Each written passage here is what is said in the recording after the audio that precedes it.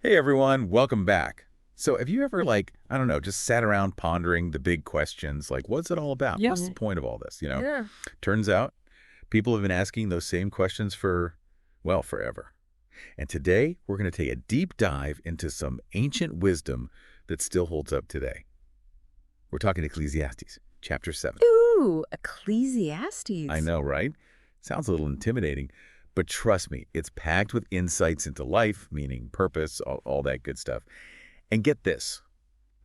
There are some crazy parallels with the teachings of, wait for it, Socrates. No, that's fascinating. I mean, we're talking about a book from the Hebrew Bible, probably written around the 3rd century BC. Right. And then you've got this Greek philosopher from the 5th century BC. Two totally different worlds, but somehow they seem to be on the same page about, like, human nature and how to live a good life. Kind of mind-blowing. Okay, so for anyone who's not up on their ancient texts, Ecclesiastes is traditionally linked to King Solomon. Yeah. The wisdom guy. And it's all about wrestling with these huge questions we all have, like why are we here? What does it all mean? What's the point of it all? The big stuff. Exactly. Yeah.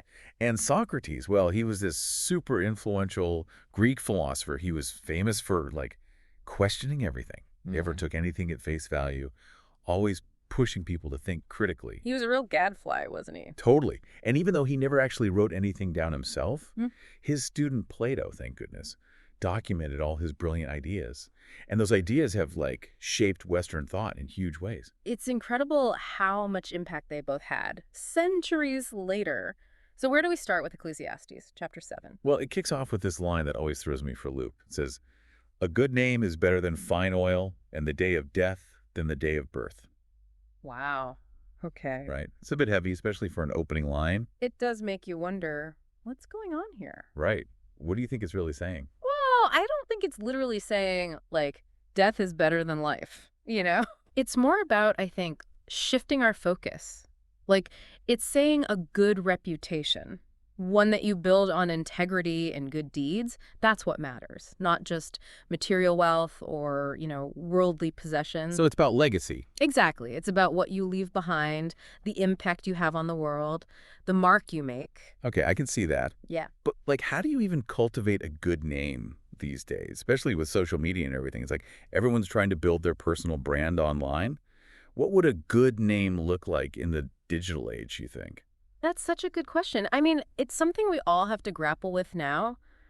I think in a lot of ways, it still boils down to authenticity, like being true to yourself, being genuine in your interactions, and just generally treating others well. So basically, just be a good person, both online and off. Pretty much. Got it. Mm. But sometimes, it's hard to know if you're actually on the right track. It's easy to get caught up in your own little bubble. Absolutely. Luckily, Ecclesiastes has some advice about that too. It says, "It is better to heed the rebuke of a wise person than to listen to the song of fools." Ooh, that's a good one. So true, right? It highlights how important it is to have those trusted advisors in your life. Mentors, you mean? Yeah, mentors, good friends, people who can give you honest feedback, even when it's tough to hear. Yeah, the people who aren't afraid to call you out when you need it. Exactly. And you know what? Socrates was a big believer in this too. He actually said something very similar. Consider as friends, not those who flatter, but those who criticize your faults gently. Wow. I'm actually taking a moment here to think, who are my trusted advisors? Whose opinions do I really value? It's a good question for everyone listening too, right? Totally. It's so valuable to identify those people in your life, the ones who can offer real wisdom and guidance. But, sometimes, even with good guidance, we can get stuck in the past. Well, the nostalgia trap. Yeah. I am so guilty of that. Things were so much better back in the day. But Ecclesiastes has something to say about that too. It warns, do not say, why were the old days better than these? Nay. Ouch. Right. I feel seen. It's easy to romanticize the past, especially when things feel uncertain or stressful in the present. But holding on to that idealized version of the past can actually prevent us from moving forward and making things better. It's like you're so busy looking back, you trip over what's right in front of you. Huh. So how do we escape the nostalgia trap? What's the antidote? It's all about a mindset shift. Instead of yearning for what was, we need to focus our energy on what could be. Like, think about all the movements for social change throughout history. A lot of them were fueled by dissatisfaction with the present, right? People looking around and saying, this isn't good enough. We need to do Oh, yeah. better. It's like, instead of wishing for the good old days, we need to be active in making today good. Exactly. But here's the thing. Ecclesiastes also warns us against going too far in the other direction. It says, do not be overly righteous, nor be overly wise. Why should you destroy yourself? It's like, chill out, people. I love that. It's a reminder that balance is key.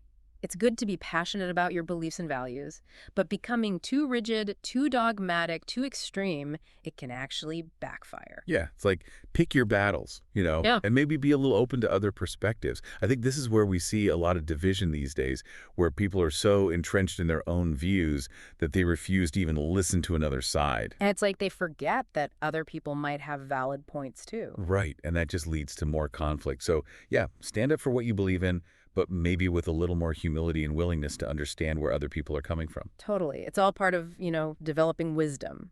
And speaking of wisdom, Ecclesiastes has this line that always gets me.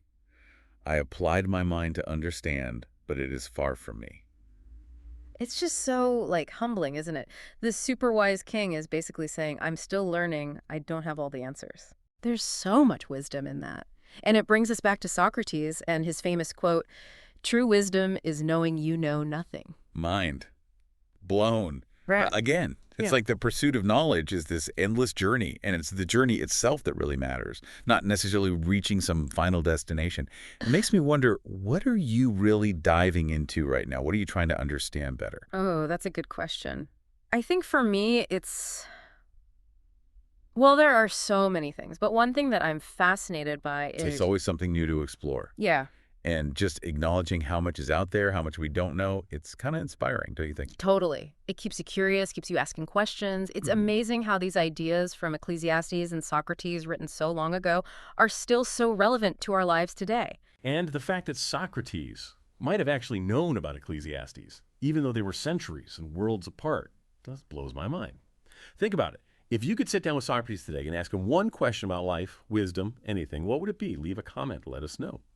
Until next time, happy pondering.